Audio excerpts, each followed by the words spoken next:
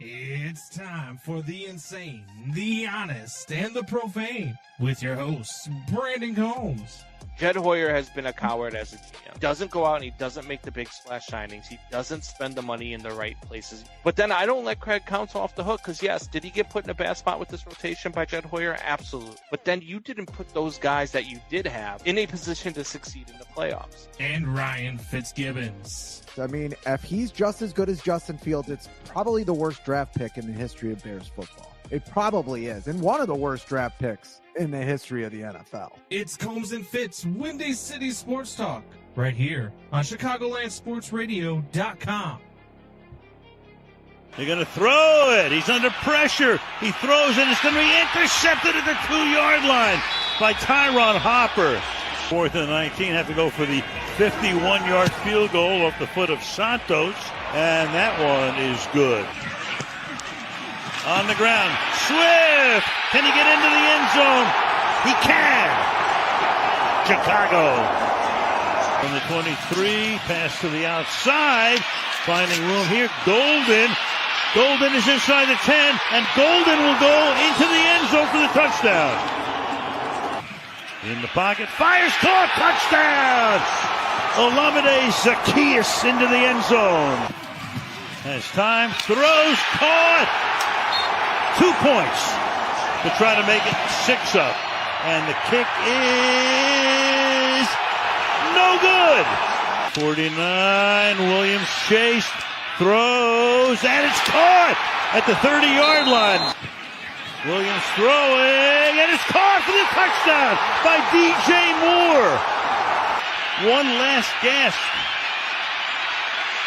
Moving guys around, fires to the end zone, and it is broken up.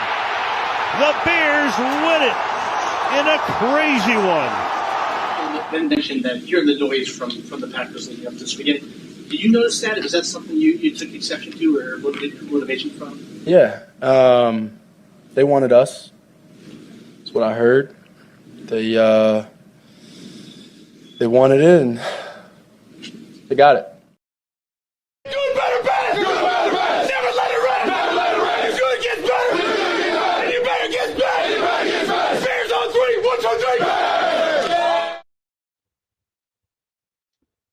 Look, the Chicago Bears, I don't know what the hell happened yesterday. I don't know where this came from. I don't know. Look, welcome to Combs and Fitz with Windy City Sports Talk. It's your boy, Brandon Combs, along with my guy, Ryan Fitzgibbons. Fitzy, look, I left your brother's house last night when they went up 27-16 with 6.5 minutes to go. Because I had to work this morning, because I still had a rundown to put together for a show this morning, I was like, all right, I'm just going to go ahead and get out of here. Because I'll be quite honest with you, at that point, I thought the game was over.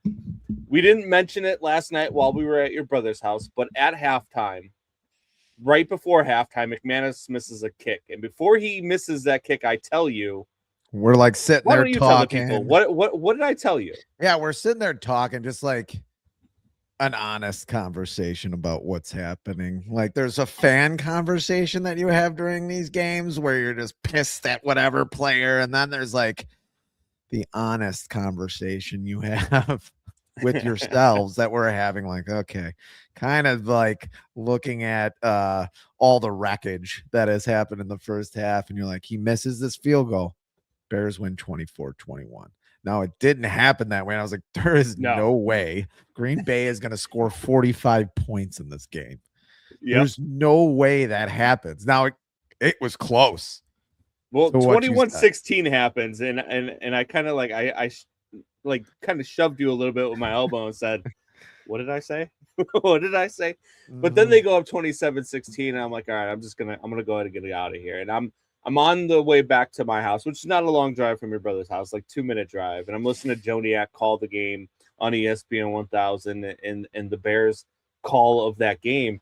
And on that call of the game, I hear the Caleb pass on 4th and 10 to Rome. Now, I didn't get to see it until after. Like, I watched it after. Unbelievable. Are you kidding me?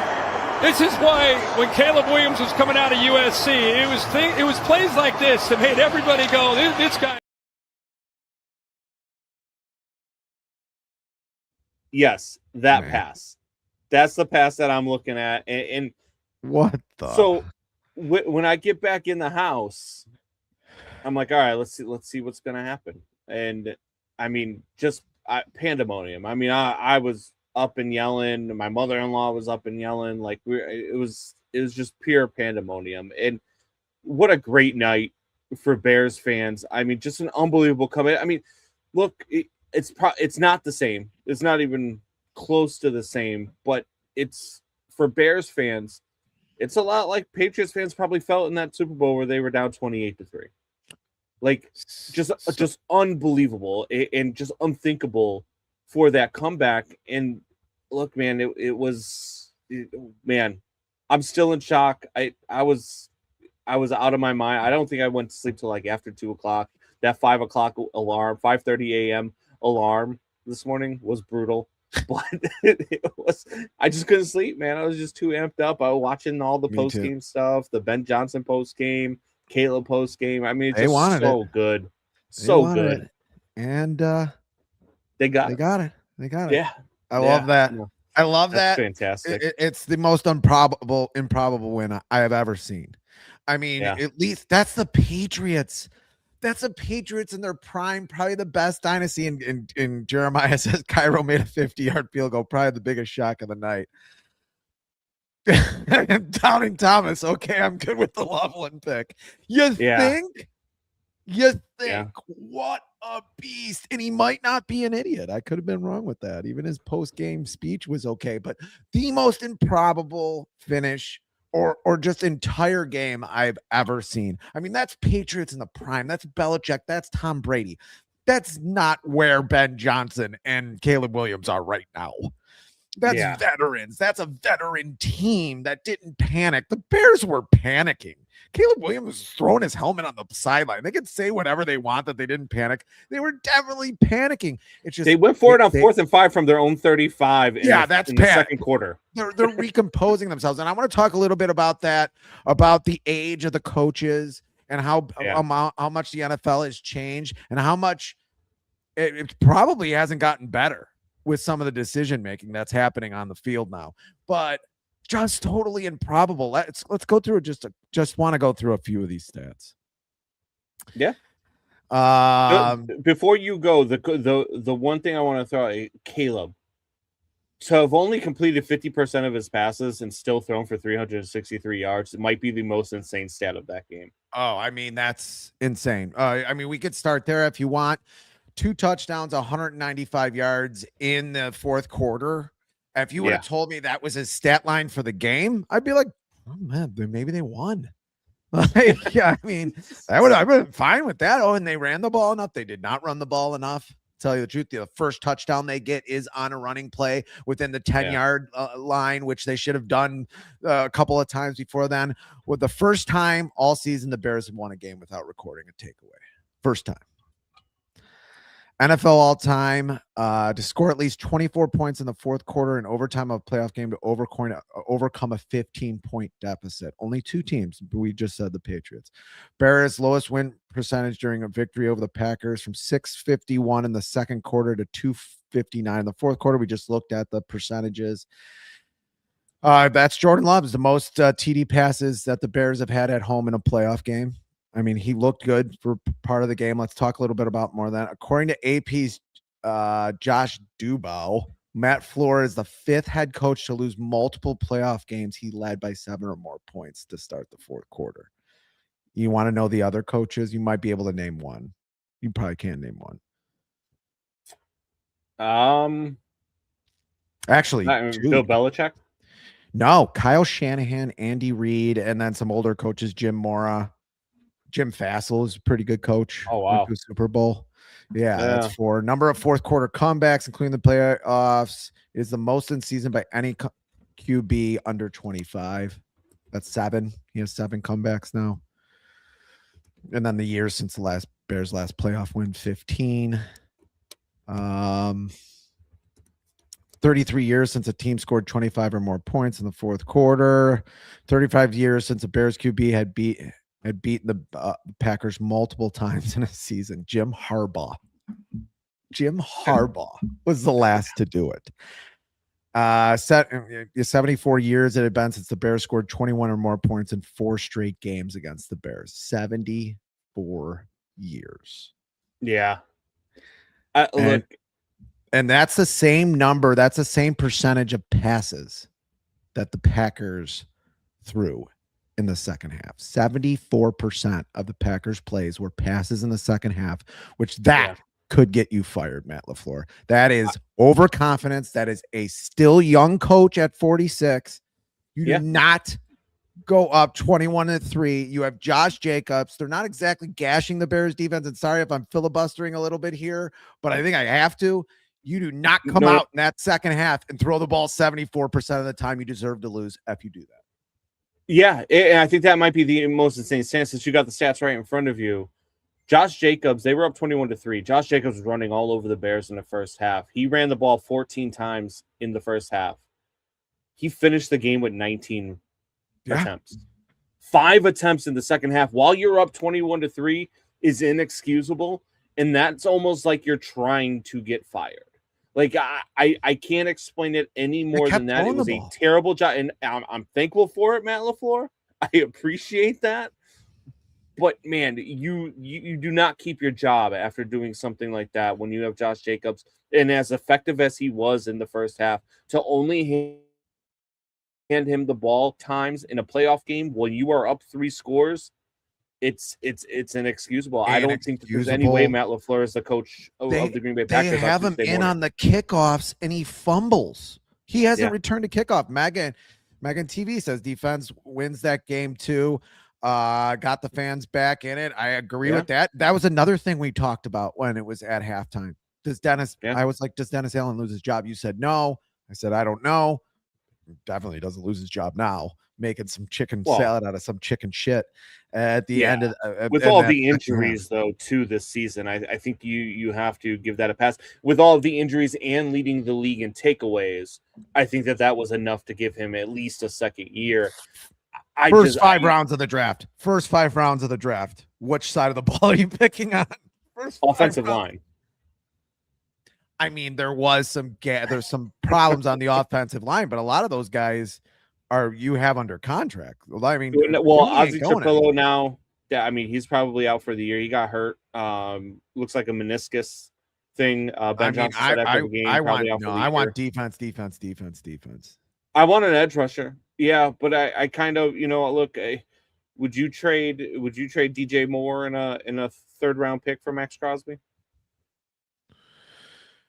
Here's the thing, and we have to look at the numbers. That's the thing. We really have to do something. Yeah, we have to dive into it. We have to research. We're going to have to research the numbers and see if from a salary cap. That's where I'm more worried about. Not whether the trade could happen or not.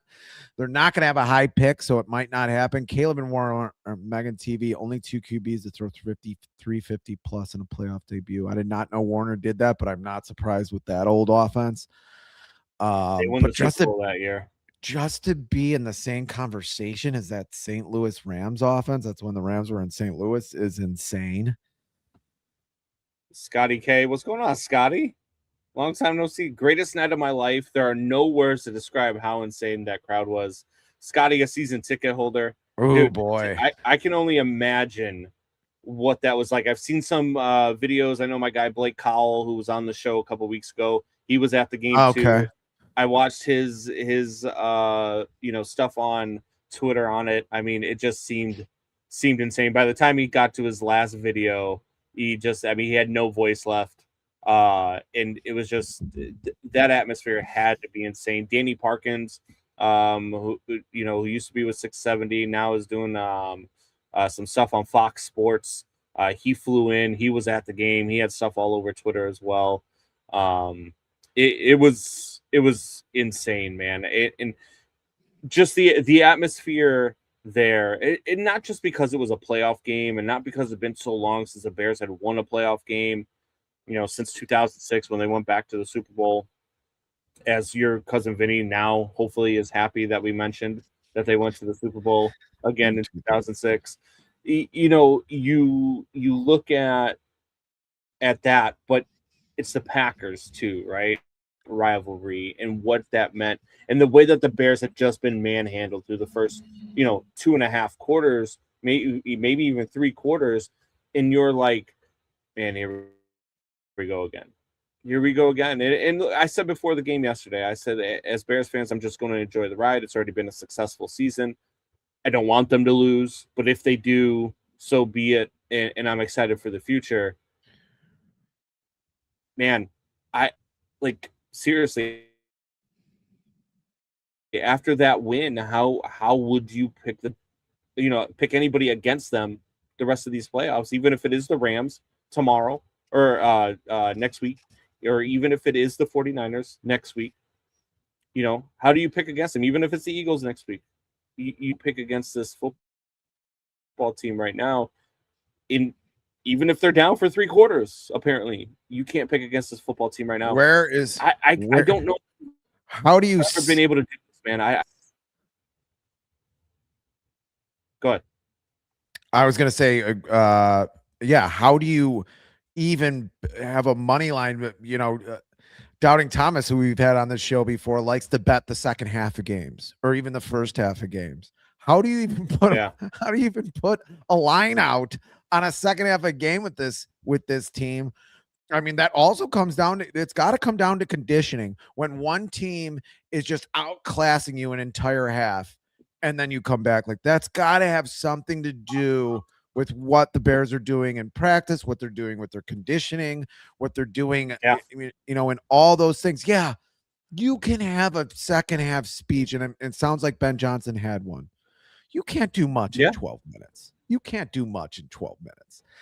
You do have to have a team that's conditioned. I mean, that defensive line looked like a different defensive line. Still not great, but pretty good in the second half. Montez Sweat has 4 hits in the second half on the quarterback. Austin Booker is getting in there. Even Grady Jarrett, the old man Grady is getting in there on things. Andrew Billings is stuffing the run. I mean, it is, like I said, it's the most improbable game. I don't care about other teams as well. Like, it's just improbable because you basically have a rookie quarterback doing it. And I was thinking about this today before the show. He's almost was in a worse condition to begin the year than a rookie quarterback would have been. Like, if you wanted to take a quarterback and say, we want to make it worse than as if he was a rookie, you would have blueprinted last year's season. And that's what Caleb was coming into this season. And just how far he's gone. And go ahead. Yeah, great win yesterday. Love to see DJ Moore ball out. He did have a drop. Looks like he's a Panther fan. I mean, look, Panthers. I really thought that the Panthers were going to win that game, man. I really did. I thought they were going to hang on and win that game before the Bears game, but Stafford, man. It's tough, especially when you're going up against that Rams offense, man, because they could score at will. But for the Panthers to hang in there, you have to be excited. Look, I picked the Panthers to win that division. Panthers are going to be better, and I liked the growth that I had seen from Bryce Young last year. After this season and watching Bryce Young, and even in yesterday's playoff game, the Panthers are a quarterback away, man. They really are. I'm out on Bryce Young as a starter. I think he can be a competent backup. But if they get a quarterback in Carolina, that team is instantly a contender. That team is going to be a threat. Like, I mean, they've got a great wide receiver core with Ted McMillan and Leggett. They've got 2 really good running backs with Hubbard and God, I'm gonna forget his name now. Their other running back there in Carolina, Dowdle. They've got they really. I mean, if they have a better quarterback in that game, I don't know. He's just too limited. I really do. It's too bad. Yeah, because he seems to be a smart kid. Seems to have some athletic ability for sure. He's just too. I think he's just too limited. And the people that said that he could be a Drew Brees are insane. I mean, they say that about Brock Purdy too, and that's just insane. I mean, Drew Brees did have some talent those two guys just don't have. And I know Drew Brees didn't have a great arm. That's what people said. He wasn't very tall, but he's got a better arm than Brock Purdy, a much better arm than Brock Purdy. And he's and maybe a comparable one to Bryce Young, but he's definitely bigger. And definitely just had that thing throughout his career. Yeah. Ben Johnson's handshake with LaFleur was hilarious. Oh my it was God. because LaFleur is waiting for it, and Ben LaFleur Johnson is so is angry about up. it. He was so mad about it after the game. It's as if and that's 74%. He passed it in the second half. Are you telling me Ben Johnson isn't in that man's head so much he's making his eyes move? I mean, he's got to be. Did you see Ben Johnson in the locker room afterwards? How he started his pregame speech? Post game, you mean? Or post game speech? Yeah. The fuck the Packers. Fuck I hate those guys. Oh my God. Those guys. Oh my God. Dude. How could you not look? I know that this is we're living in the moment right now as Bears fans, and I know that next year. It could all come crashing down, and this could all just be a 1-year hit, and this could all just go away. I don't expect it to. I do think that Ben Johnson is the real deal. I am 99.9% sure that Caleb Williams is the real deal, and it's only going to get better from here. How could you not look at Ben Johnson and be pissed at your team for not going out and getting him before the Bears could? Yeah. Or you know what I mean? Like if you're the Giants or you're the or any team last year that had an opening, how could you not be like, man, how did I'm already not pissed go after this guy? I'm already pissed that they didn't get him. And you're like, oh, they couldn't have got him a year before. There was a lot from more than multiple sources that last year that they had Matt Eberflus. There was a lot out there saying Ben Johnson wanted to come to the Bears. And you're telling me they couldn't have interviewed him or brought him in a year early. And then polls comes out, has a press conference with Eberflus right next to him, which is weird anyway. GMs just don't do that. And the Bears media doesn't come out. And that's what I'm thinking last night, as I'm thinking they're going to lose. Like, they don't lose that game. They might not even be they're probably not even playing in that game. They're probably have a bye at Ben Johnson as their coach last year. And you don't do that to Caleb Williams and maybe take a year or two off the end of his career, maybe more, with that ridiculous season where he sacked 68 times. He sacked like 20 times this season. I mean, I even say that about the Bears. Had something to do with some of his struggles this season too. Was last season. I think that had something to do with some of his struggles. I think that the footsteps and the ghosts from last year creep up on a quarterback. They change your internal clock. It does a lot of things. So I think that it has something to do with the fact that he still every once in a while holds on to the ball too long. I think that still has a fact to do with sometimes he doesn't stay in the pocket as long as he could, and he abandons the pocket. So I still think that there's a lot to do with that. I completely agree with you. I mean, it's horrendous what they did, and we talked about it last year.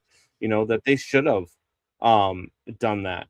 Bryce Young's skill set is good enough to overcome his height. I mean, that's absolutely 110%. Why I brought up that comment is because Caleb Williams is not a tall quarterback. He's actually, when it comes to quarterbacks, he's short. Even at 6'1", he's short as a quarterback. His skill set overcomes any kind of height disadvantage. I mean, it is insane what he's able to do. What's going on, Jose? Thanks for joining and checking out the show. Scotty K chiming back in. People need to talk about Caleb growing as a person. Dude has grown up in front of us. Got confidence unmatched and so humble to give his game ball to Ben Johnson for what he has done for the Bears. Yeah, watching Caleb, I don't know if you've seen this, but when Caleb got the game ball, he handed it back to Ben Johnson and gave an emotional speech in the locker room about how great of a job Ben Johnson has done, how emotional for him, for him personally too.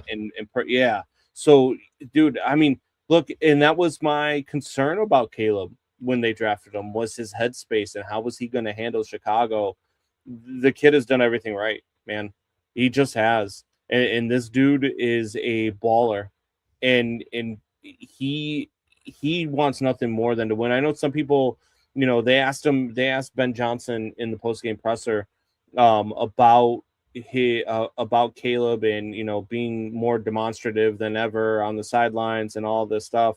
And Ben's like, oh, I'll have a chat with him about that. I didn't see it yet, but I'll watch the tape and I'll have a talk with him. I like that fire in him. You know what I mean? I like that I want to win. Like there's a different, and there was in Roma Dunze said this during the week in his presser. He said, there's a different intensity in Caleb this week. He turned it up this week, and you saw that on the sidelines last night from Caleb Williams. It was a different animal. The playoffs are a different animal. This means more right now. I don't know if I has a chance, man. I don't know if I always agreed with it. Maybe too much intensity sometimes. Jeremiah says Caleb legitimately thought Ben didn't like him. I mean, if you remembered in training camp, all the stuff that was coming up, that's why I brought that comment up, because it reminds me of everything in training camp.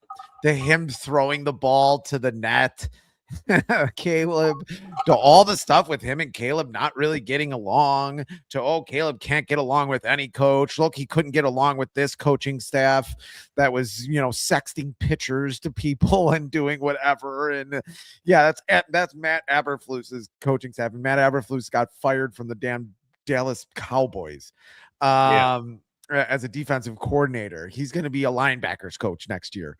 I mean, just all that stuff from training camp to have that completely cleansed. And I thought that was all bull crap when that was all happening. Like, it's not going to be easy in the beginning, especially with an offense as complex as people say this offense is. It was never going to be easy. It still isn't easy. You still got a young 38-year-old who's well younger than us, 38-year-old coach who's coaching like a 38-year-old coach himself, who had his own mistakes, who is doing trick plays in a game in a half that you're down 21-3. He's having Cole Kmet maybe throw the ball down the field 40 yards. I don't even know what the route tree was for that play. They did a trick play where there was a reverse play and Cole Kmet gets it, and Cole Kmet's left-handed and he's trying to throw it going. It was an idiotic play. It just wasn't smart. And there was a lot of other trick plays that didn't work. A lot of handoffs to DJ Moore in the backfield, which is just like, enough already. You have two pretty damn good running backs to do that. But again, that's a young coach learning on the fly. Again, that's what's so improbable about what happened last night. You have a young coach also making young coach mistakes that a 58-year-old Bill Parcells is not making, even though Bill Parcells is a defensive coordinator and he's not calling offensive plays. But older coaches are not making the mistakes. Ben Johnson is not going to be calling plays like that in 10 years, wherever he is. I hope he's with the Bears still. Yeah. W9MXR says, ladies and gents, Chicago Bears are good, better, best. And then Jeremiah Murray says, when you can throw off of no feet 25 yards down the field, I'd say you have a skill set to do whatever the hell you want. I mean, and say whatever you want at this point. Be confident. Yeah. I want my quarterback to be confident. Yeah. And even cocky. I mean, this is confident, cocky. Our QBs are known for pretty much nothing other than being cocky. We did have a punky QB quarterback this team 40 years ago. I know that was 40 years ago, but you want your quarterback to have a little bit of that confidence where people get pissed off when he talks, when the opponent gets pissed off, but you love it. You want him to have a little AJ Przinsky in him. You want him to have, I mean, name your guy. You want him to be the bad wrestler sometimes. Absolutely. You know why I know that? Because I am the bad wrestler sometimes. That's sometimes you just have to have that swagger. You have to think you're the best. I say that about athletes all the time. Like I'm never one of those guys that has a thing against an athlete who, after they lose, walks off the court and doesn't shake hands, or walks off the field and doesn't shake hands, because I'm okay with my guy having that edge and not being okay with losing. I'm okay with, a quarterback or a leader on a team having a swagger about him that he's the best player in the world, because that's what you want your guy to be, and that's what the attitude you want your guy to have. People that have a problem with stuff like that are just, I mean, look, they're sitting in the back of a garage, screaming, for different things, right? Like, you don't it's just not a mentality that you have as a sports fan, to not want your guy to think that he's the best and not want your guy to have a swagger about him. I don't care that Caleb does the things that he does. I don't care Caleb paints his fingernails. I don't care that Caleb dresses differently. I don't care that Caleb, it is emotional. I don't care about any of that stuff. I care that he knows how to win football games. And I've said this from the beginning, and all of my concerns about Caleb Williams have been alleviated in his first 2 seasons as a Bears quarterback. Agreed. And since you're talking about Caleb Williams, you did make a comment in the middle there, or at the beginning there, where you said someone yelling in the back of a garage. Well, this was at the front of the garage, but about mid third quarter, my father starts yelling to bring the white quarterback in, which my response was, the Bears have had the worst white quarterbacks. To be a Bears fan and to ask to have a white quarterback come into play is just about the worst take you could possibly have. I'm not going to call it dumb because he's my father and I love him, but it's the worst football take you could have in the history of football takes. In the land where no quarterback after you take the racism out of it, of course, right? Yeah, we have to take that out of that. Yeah, I guess. I mean, that's why I wasn't going to bring it up. That's why I didn't go there. Let's say it was the other way around. Let's say it was the other way around. And someone was like, they're not running with the quarterback to get this white guy out of, bring a black guy in. I wouldn't call that racist. I mean, even though it kind of was what my dad was saying, but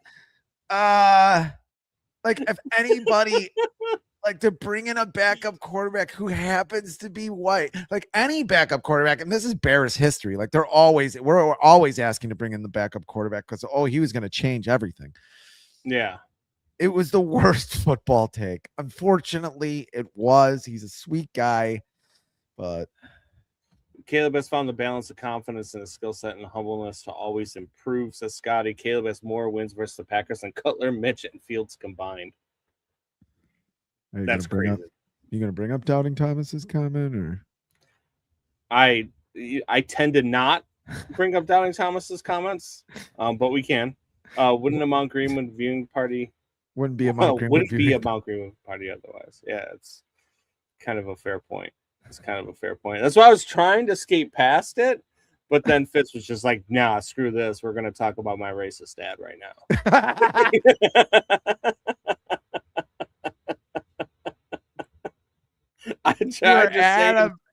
You're in a garage party. I mean, if you're in a garage party on the south side and let's say you're 4 or 5 miles east, and that's happening, and this half is happening with a white quarterback, and some black dad is saying, bring the black quarterback in. First of all, I just laugh. I just think it's funny. I think we should be out there about it. I don't think we should probably not say it, but I crack up about it. Look, I just have that sense of humor. Like, things are funny, but you just, there's, some things you probably don't talk about on air if you don't want to get canceled. I think that Eberflus' wife says Ben Johnson when she argues with him. Says Megan TV. I don't know about when she argues with him. Maybe she's doing it when they're in the bedroom. The Bears had the 30-30-30 quarterbacks, 30 coaches, 30 years. Yes. That's not a great number. And these were all white. Yeah. They were all white. Yesterday we had a day in Chicago. The Bulls won. The Blackhawks won pretty handily. the Bears won, and the Cubs signed Alex Bregman. And yes, Sox fan Mike, the White Sox have the campfire milkshake. Whoa! And we have a Japanese player. Come on. But I also think that the White Sox are going to be fun this year. I think they're going to be fun to watch. I think that they're going to be better than what they've been over the last few years. I think Sox fans are going to have a lot to cheer about. But now you have Bregman coming to Chicago. I mean, that changes this lineup. It changes what the Cubs are doing. It changes my thoughts on Jed's offseason now over the last couple of days. I mean, when you get Edward Cabrera and now you're getting Alex Bregman, you're kind of changing what you're doing. And you've kind of changed my opinion of your offseason so far. Now, that being said, if the rumors are true, now all of a sudden you're open to trading Nico Horner. Now again, we're having a different conversation, right? Because now I don't understand how you're making your team better if that's your way of bringing in Alex Bregman. Now, do I think that you got to find a different spot for God, I want to forget his name, Matt Shaw? Do you have him start working on playing the outfield, playing right field? What do you do with all of those things? But look, man, it was a great day to be a Chicago sports fan. Yeah, yesterday we're in the midst of it, and the Bears are losing, the Bears are getting crushed, and I show you my phone where the Twitter report comes in that the Cubs signed Alex Bregman. And I was like, man, I'm thinking to myself, I'm like, man, what bad timing, Jed. But at the same time, maybe it was good timing, right? Maybe it was good timing, because if the Bears lose that game, then you're like, oh, well, at least the Cubs got Bregman. But if they came back and they win that game, now all of a sudden it's the greatest day in Chicago sports history. And since maybe November 2nd of 2016. Yeah, I mean, I think that Jed finally did what I've been saying, even when Dylan Cease, when Toronto Blue Jays acquired Dylan Cease, and you said, oh, Toronto overpaid. You have to overpay. Yeah. You have to overpay in this league to win. Yeah, the left side of your infield is going to have two guys where you're probably overpaying for them both. But guess what? They might win you the World Series. Alex Bregman and Dansby Swanson, they're not going to be the best. And there's going to be times where Alex Bregman's going to play 90 games in a season. There's also going to be times where he plays 145 games and he's a baseball player. Yeah. He's going to be out there a lot, and he's going to hit 25 to 30 home runs. He's going to be the reason why you win a World Series, or at least get close to winning a World Series. I mean, you have to overpay for guys. Yeah, the fifth year on that contract, he's not going to be making the money. He's not going to deserve the money he's making. But you don't care about that. You care about the next 3 years. And you have all these other contracts that you're paying for that are going to start syncing up with him. I mean, I thought they should have done it last year to Alex Bregman. It just made way too much sense. I'm glad they did it this year. And sometimes you have to overpay for players. They deferred $70 million of the contract too, which is something that we haven't seen the Ricketts do, something we haven't seen the Cubs do. I liked that, and now maybe that opens up the door for Kyle Tucker. Maybe, or at least I don't know if he's come off the board yet. I've been a little focused on the Bears, but Cody Bellinger. Yeah, Cody Bellinger. There's a lot of smoke there too with the Cubs. I guess the Cubs have been talking with his camp too, but we'll see, man. Just a great day. They needed more right-handed power. They needed more right-handed power. This lineup needed it, and they got it. Edward Cabrera firmed up that rotation too. Good trade there for Jed to go get him. Even though you gave up Owen Casey, I was fine with that. But I wanted to touch on that as well. Scotty K says, not sure if y'all talked about this, but is that it for LaFleur in Green Bay with Harbaugh out there and the constant choking, Browns, Bears 2 times, etc.? I think he's gone Monday morning. I do too. I think that LaFleur has coached his last game with the Green Bay Packers. And I think that not just because they lost the game, but the fashion in which they lost the game and his game plan in that second half, I think cost him his job. Now, Does he get an immediate opening as a head coach? Obviously, you got John Harbaugh out there. You've got Kevin Stefanski out there, who's a 2-time coach of the year. You've got, all of these different options out there. And you might even see, even if LaFleur doesn't get hired or doesn't get fired, you're going to see you might see Tomlin might go there. Sean McDermott might be out there. Now, all of a sudden, these teams that were thinking they might only get to hire, Kubiak, or go out there and get to hire Joe Brady or Matt Nagy, for Christ's sake. I don't know if you get rid of LaFleur and you bring in I don't think they bring in a Cliff Kingsbury or something like that. I think they would bring in a Kubiak. I do. That makes more sense. I think you have to have a guy who's totally proven, like a John Harbaugh. If you can bring in John Harbaugh, that's who you bring in for LaFleur. If he's going to keep making these mistakes, going back to it, the passing the ball 74%, even at some points at the end of the game, that was just like you're letting your emotions get the best of you. Is he a guy that's going to have to take a coordinator position before he gets another head coaching opportunity, or do you think he's a head coach? I think he's a head coach for now. I think he would get with another team. I think there's just too many things. He does scheme guys open. It is a vastly different league, though. 20 years ago, you just did not see guys flying open like you do these days. You just did not see that.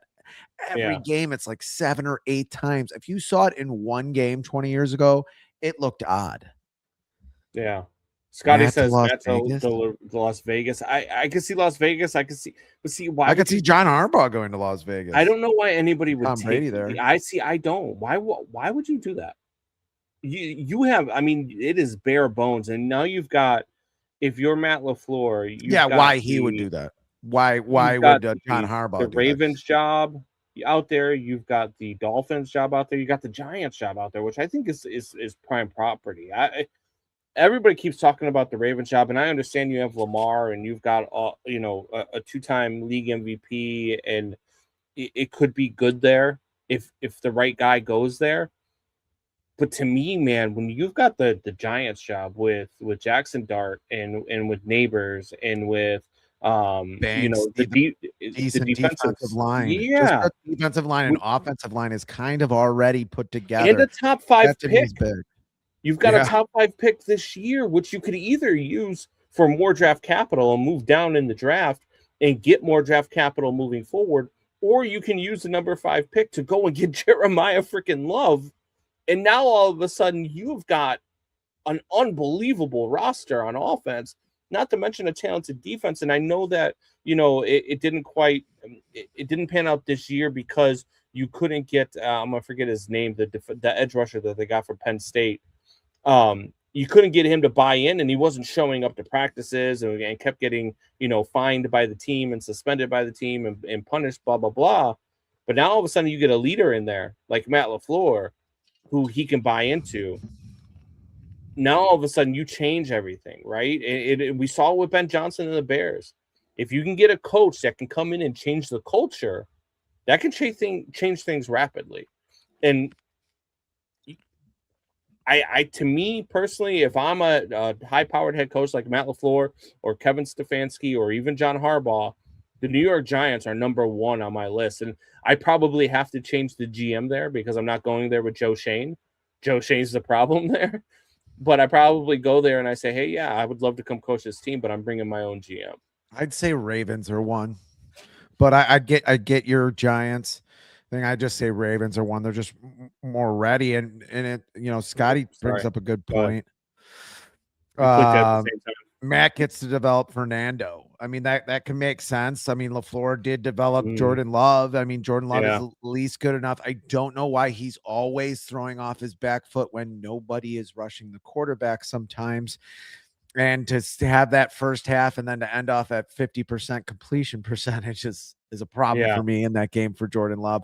But and you have to fix the relationship with Max Crosby if you go to Las Vegas too, though. You got to remember that, because that front of the way that thing ended at the end of the season, with Max Crosby and the Las Vegas Raiders front office. Like that has to get fixed. So whoever goes there is going to have to repair And that. a lot of people do too. agree with Jeremiah. Fernando will only be a mediocre quarterback. Stefanski is the best coach out there. Jeremiah, I 2-time coach of the year, man. Yeah, John Harbaugh won a Super Bowl, dude. He's pretty Yeah, good. but John Harbaugh won. John Harbaugh won a Super Bowl in 2012 and negotiated the whole Lamar Jackson thing and made him. It but had something to do with make what was generally a running quarterback who's taken in the third round into Lamar an saved MVP, into a perennial MVP. I think he had something to do with that. Lamar saved John Harbaugh's job a couple of times. Let's just be honest. I mean, Lamar saved John Harbaugh's job a couple of times. Two very good quarterbacks. He went off of Flacco when people thought that was insane. I mean, I don't know. He's made a lot of hard decisions, done a lot of good things. I think Harbaugh's a good coach. I just don't think I don't know. I think he's a little overrated, to be completely 110% honest with you. I think John Harbaugh's a little bit overrated as a head coach.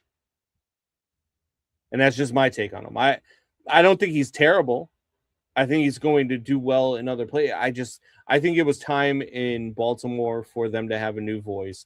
And I think that Harbaugh will do okay somewhere else, especially if he goes somewhere like we were just talking about New York, or maybe even if you ended up seeing John Harbaugh, hell, you might see John Harbaugh in Green Bay. Or the kick is made, and he's if you're going to, I mean, you could see all sorts of things. So it's crazy,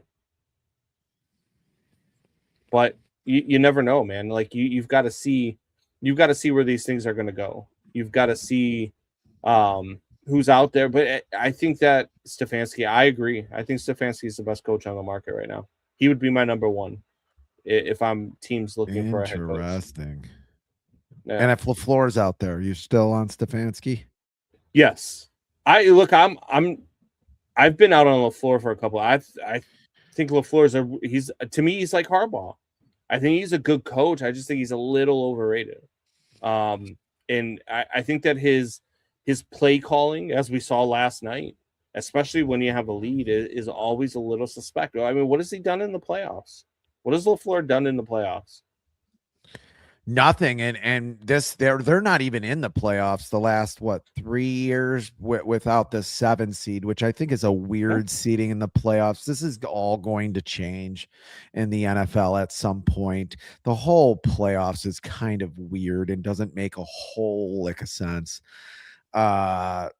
With the 7 seed, and then you're the 2nd seed, you're the 2nd best division winner, and you play on WildCard Weekend. Like, that's just, to me, that's not the football I grew up with, and it is a little weird. I think you're the 2nd best division leader in your conference. I don't think you should play the first week. I just think you should have a week off for that.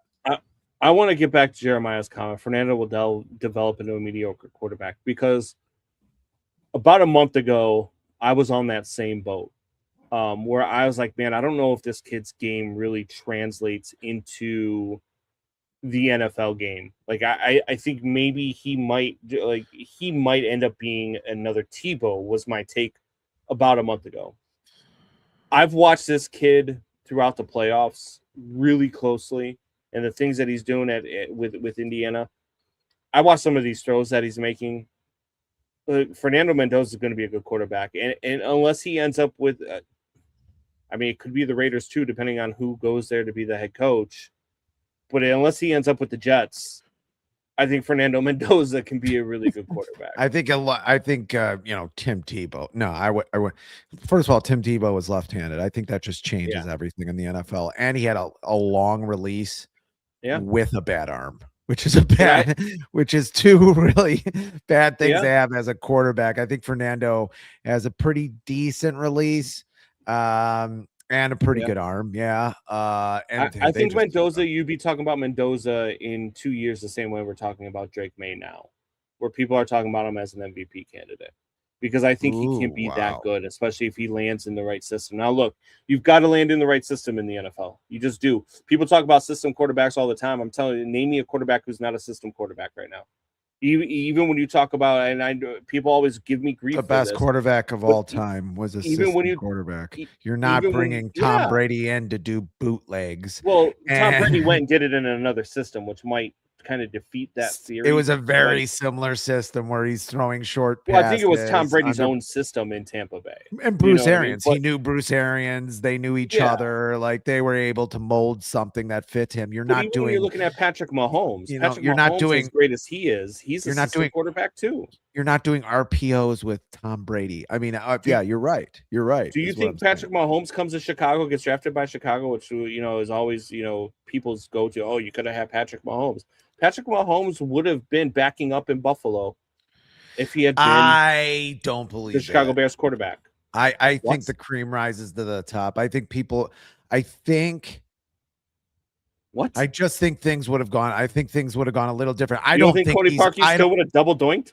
I don't think he's the quarterback he is now, obviously, with Andy Reid. No, but I just think he's too good. I think he's so much better than what Mitch Trubisky was, that it would have just been undeniable. And they would have brought, and it would have actually stayed even the McCaskey's hands to bring somebody in.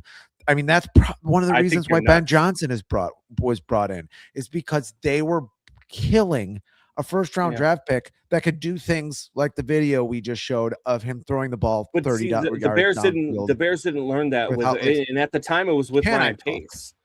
The Bears didn't learn that with Ryan Pace. So, well, yeah, but you're wrong, though. Am I able to talk? Ryan Pace, am I able to talk? Can I let you make your thing that the best football player probably to ever play the game would not be that good? I'm sorry. There is some times where a football player is so good that he does rise his players up. You just forget how bad Mitch Trubisky was. I think you forget how bad the front office was. Bad. Yes, they were bad, but Mitch Trubisky was pretty bad. They had a decent line for him. They had they had Allen Robinson. They had they had Mooney. They had a couple other receivers that could do some things. They had they were doing okay in the running back room. Like they had things around him. He just wasn't that good. And yeah, Matt Nagy was an idiot who, didn't want to have any deception at all in his offense, which is just ridiculous.